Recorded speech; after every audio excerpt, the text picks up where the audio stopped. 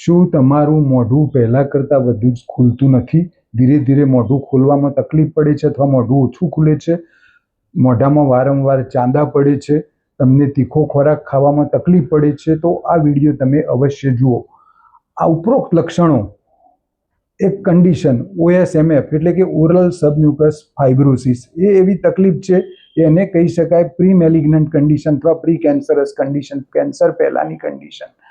આ તકલીફ થવાના મુખ્ય કારણો: આજનો યુવા વર્ગની પેઢી તમાકુનું વધુ પડતું સેવન કરે, તમાકુના મસાલા વધુ પડતા ખાય, સોપારી ખાય, જરદા ખાય, મિરાજ, બુધાલાલ આવી વસ્તુઓના વધુ પડતા સેવનથી આ તકલીફના આના કારણે ગાલની અંદરની ત્વચાને નુકસાન થાય અને જે એક સ્મૂધ અંદરની ત્વચા કડક થઈ જાય, જકડાઈ જાય, એને ઓરલ સબમ્યુકસ ફાઇબ્રોસિસ કહેવાય. આના લક્ષણો: જે તમારું મોઢું પહેલાં જેટલું ખુલતું હોય એટલું ખુલે નહીં, ધીરે ધીરે મોઢું સાંકડું થતું જાય.